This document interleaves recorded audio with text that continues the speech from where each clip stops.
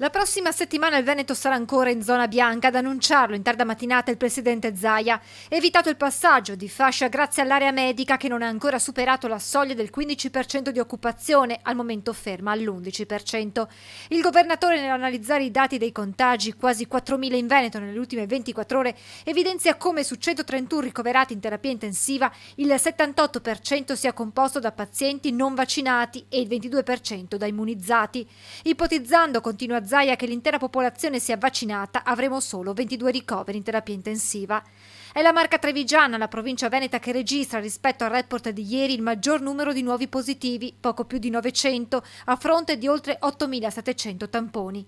Di fronte a questi numeri l'USL 2 ha deciso di implementare da lunedì il Covid Point di Oderzo. Oggi chiaramente sta chiudendo a mezzogiorno l'una, lo porteremo fino alle 17. Aumenta anche il carico ospedaliero nella Marca, con 247 persone ricoverate, di cui 18 in terapia intensiva.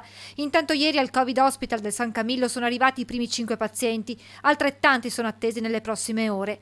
Sotto pressione anche il 118, con un incremento di chiamate per Covid, ma anche per le prime forme influenzali.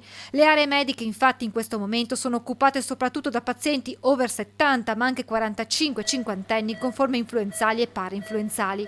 In questo quadro generale importanti sono i dati elaborati dall'USL 2 sull'incidenza dei ricoveri per 100.000 abitanti.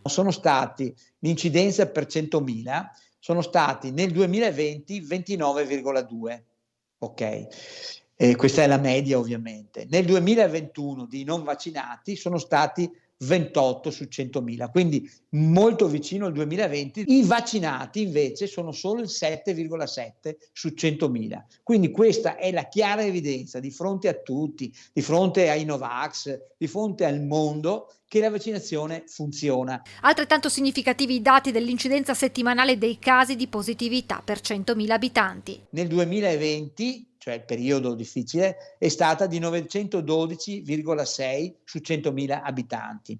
Nel 2021 i non vaccinati sono stati 519,6, mentre per i vaccinati solo di 275. Diciamo che abbiamo avuto meno casi, meno positività e soprattutto quello che è importante, abbiamo avuto ovviamente meno ricoveri. E sul fronte vaccini l'83,5% dei trevigiani ha completato il ciclo vaccinale, ma l'US spinge ulteriormente sulla campagna di immunizzazione e da sabato 11 dicembre saranno a disposizione per le terze dosi 4 nuove sedi vaccinali in strutture private convenzionate, 2 a Castelfranco, una a Conegliano e un'altra a Godega di Sant'Urbano.